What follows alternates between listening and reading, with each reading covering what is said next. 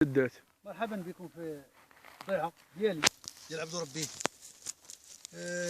كنتمنى ان شاء الله ننجح في هذا المشروع. فهذا كتكميله للموضوع اللي ذكرت ملي كنت في الدوار، الرجوع الى الاصل اصل. الفلاحه راك عارف بانها مهمه اللي امتهن الفلاحه، يعني صحيا وماديا وبدنيا. فانا تكلفت بهذا الورث اللي خلانا الوالد الله يرحمه ويجازيه بخير هو والوالده. قمنا بحرث هذه الارض مده سنتين، درنا فيها الرمان والفصه، ودابا حنا كتكميله للمشروع ان شاء الله. حنا كنحاولوا باش نحيدوا هذه البقايا ديال الاشجار اللي كانت متواجده في الضيعه هذه باش نستغلوها ان شاء الله حتى هي نستافدوا منها ونفلحوها ان شاء الله بحول الله. وكنشكر ابراهيم ولد خويا اللي قايم لي بالمهمه. هادشي كلشي كنفضل كيرجع الله ليه، لان قام معايا واحد العمل جبار، وهو اللي كيراقب، هو اللي كيتكلف بالمراقبه ديال البلاد، وكيجيب الفلاحه هنا باش كيدوك لهم يوميا باش كيخدموا يوميا.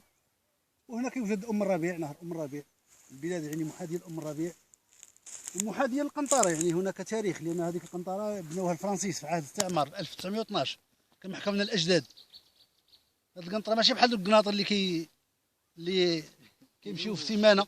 فهذه القنطره يعني خادمينها الناس ديال فرنسا، يعني وما ادراك ما فرنسا. وكنتمناو الخير لهذه المنطقه ان شاء الله، ويوليو السياح، ونديروا شي مشروع سياحي يوليو يجيو السياح يشوفوا، ونساهموا حتى حنا في السياحه في البلاد. وهذا هو المشروع ديالي ان شاء الله. وهناك مسافه قريبه كاين واد ام الربيع اللي قلت البلاد هي محاذيه ام الربيع، وان شاء الله نجيبوا شي فليكات ونجيبوا شي. علاش ما يوليش واد ام الربيع بحال نهر النيل؟ علاش ماشي بعيد؟ ما لا فرق، النيل فيه الماء وهذا واد ام الربيع فيه الماء. كتكمل الموضوع اللي اشرت ليه في هذه البلاد ان شاء الله، اللي كانت في طريق يعني الفلاحه ديالها نخدموها. فهذا هو الموتور، هذا هو الموتور اللي مرحبا بكم. هذا هو البيت ديال الموتور ديال الماء. ها هو. هناك المواد اللي كنحتاجوها كلها كنخبيوها في هذا البيت. البيت كيضم الاله ديال البونبا كاع اللي كنحتاجو في هذه البلاد باش نسقيو الارض. وغادي نعرض عليكم باش تكتشفوا واد ام الربيع. قلنا الاخ امين يتبعنا. طاجين في طاجين، يعني وما ادراك ما الطاجين في الطبيعه. ها هو المنبع ديالو من خنيفره، والمصب ديالو في محيط الاطلسي. ام الربيع خلاب. كنتمنى من امين ان شاء الله في المستقبل يجي باش ندير واحد الجلسه تحت هاد الاشجار ان شاء الله، باش نصلبوا شي كويزيلاتاي ونصاوبوا شي طاجين هنا ان شاء الله. وهنا غنكتشفوا واد ام الربيع. تران نبيل قطار يمر، القطار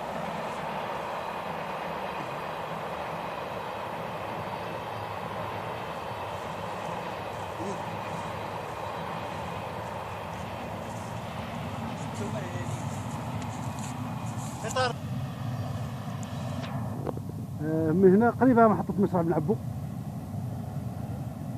اللي درسنا فيها ملي كنا صبيان. هذا القطار الرابط، هذا متجه نحو الدار البيضاء، الدار البيضاء وفاس وطنجة. هناك دوار نحيلات مجاور لنهر ام الربيع ومجاور لمنطقه مشرع بن عبو. على فكره واد ام الربيع يفصل الرحامنه عن الشاويه في هذه الارض، يعني في جانب ام الربيع من هذه الجهه هناك هذه ارض رحامنه، وفي الجهه الاخرى تلك الارض فهي للشاويه. فارق ما بين الرحامنه والشاويه وهو نهر ام الربيع. احنا في ارض الرحامنه، وعندما نجتاز ام الربيع الجهه الاخرى نحن في تربه الشاويه. كنشكروا هذا ماشي ديالنا، غير جا معنا حتى هو يمكن باغي يتصور. عطيناه واحد اللقب ريكس. كنتمنى من امين باش يصور هذه الاغصان الجميله ديال هذه الشجره اللي قاعده تحتها. اشجار جميله. ونصورك. كما قلت منطقه مشرب العبو منطقه جميله، يعني اللي مزينه هو هذا الام الربيع، حتى الفصل اللي كنعيشوا فيه فصل الربيع فصل جميل جدا.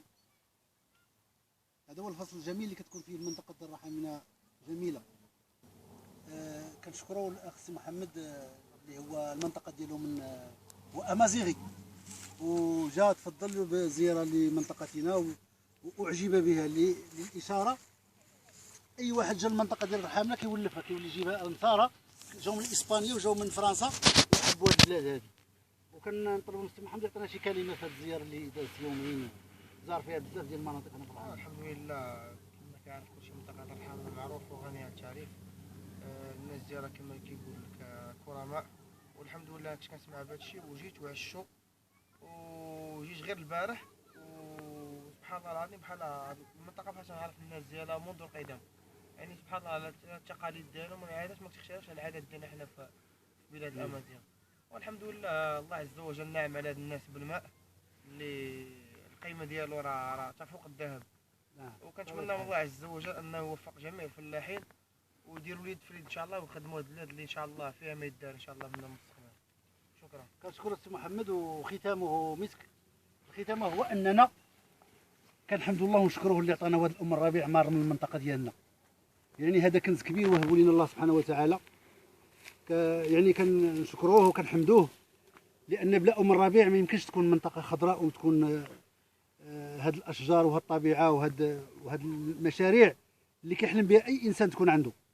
فعيب بمجرد بانك تجي للطبيعه وتجي لهاد الام الربيع فانك كتنسى هموم المدينه وبالمشاكل ديالها، وكتحس بواحد واحد الخلوه سعيده. يعني كتخلي كما قال السي محمد لوستراس، وكتخلي التعب وكتخلي تعب العمل في المدينه، فهذا عالم اخر. وهذا هو اللي اكدت عليه بان العوده الى الاصل اصل. فهذه ارض الاجداد وارض الاباء، فواخا فين نمشيو لا بد ان نعود يوما الى منطقتنا. وام الربيع يحييكم ويتمنى لكم مقاما سعيدا. وابراهيم يرحب بكم، هو راه حب تواود البلاد وكنشكروا السي امين على هذا الروبورتاج، وكنتمنوا شي شريط يكون ممتع يعجب كل من شافه.